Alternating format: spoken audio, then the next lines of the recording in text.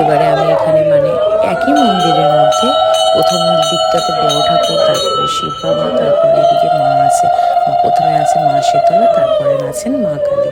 তো এখানে মা কালীকেও আমি শাড়ি পরিয়ে দিচ্ছিলাম। শাড়িটাও কত সুন্দর হয়েছে, পরানোর পরে তোমরা দেখো কত সুন্দর লাগে মাকে।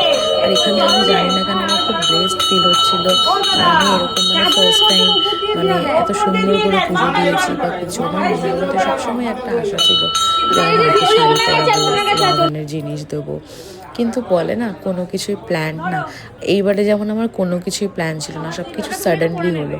তো এটাই হচ্ছে কথা, যখন ভগবান চাইবেন যে আমার তোমার থেকে পুজো চাই, তখন তিনি ঠিক সেইভাবেই নিয়ে নেবেন। তখন মানে কোনো প্ল্যানিংয়ের কোনো দরকার লাগে না, ভগবান এমনি তোমার হাতে পুজো নেবে। আর এখানে সুন্দর করে শাড়ি পরিয়ে দেওয়ার পরে এখানে মাকে সিঁদুর পরাচ্ছিলাম, আর সাথে একটা টিপও পরিয়েছিলাম। আলতাটা আর খুলিনি, মায়ের নোয়াতে যে দিতে হয় সিঁদুর, ওটা আমি আর কি ভুলে যাচ্ছিলাম। তো ওটা একটা পাশের কাকিমা ছিলেন যে কিনা আমাকে সত্যি খুব সাহায্য করছিলেন, বলে দিচ্ছিলেন যে এটা এটা এরম করে করো, ওরম করে করো। যাই হোক, মানে একটু তো ভুলা বাড়তি হয়, যাই হোক, তো ওখান থেকে অনেক হেল্প করে দিচ্ছিল সবাই। তো ওইটাও বেশ ভালো লাগছিল।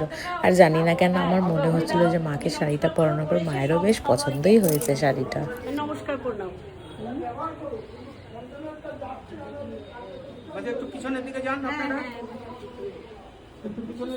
থাক থাক থাক থাক থাক থাক। আর এখানে শুরু হয়ে গেছিল সিঁদুর পরানো, মানে মাকে পরিয়ে ওই সিঁদুরটা আর কি সবাই মানে যত বিবাহিত মহিলারা ছিলেন ওখানে সবাইকে দেওয়ার জন্য আর কি। তো আমি এখানে আর কি সবাইকে পরিয়ে দিচ্ছিলাম। এখানে আমি দিদিভাইকে, মানে ইনি হচ্ছেন আমার ননদ, এই যে চলে এসছে। আমি ভাবতেই পারিনি যে আমার ননদের মনের মধ্যে কি চলছে। দেখো এবার তোমরা গাইস কি করবে সিঁদুরটাকে নিয়ে। দেখো সিঁদুরটা পরে দিদিভাই মুখটাও বেশ মিষ্টিই লাগছে। সিঁদুর এমন একটা জিনিস না যে মুখে যখন ওটা মানে মুখে বলছে আর কি, কপালে যখন ওটা পড়ে না, ওটা মানে যেরমই হোক না কেন পুরো গেটাবি চেঞ্জ হয়ে যায়, মানে অন্যরকম হয়ে যায় ব্যাপারটা পুরো।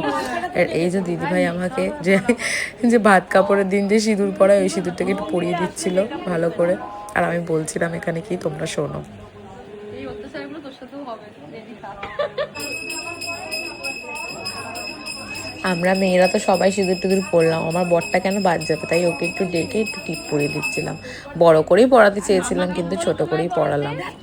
তারপরেই আমাদের শুরু হয়ে গেছিল, এই যে আমাদের খাবার বিতরণ শুরু হয়ে গেছে।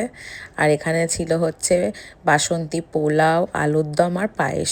আর মানে ভোগ তো দিচ্ছিল তারপরে, মানে অনেক পরেই আর কি, লাস্টের দিকে আমি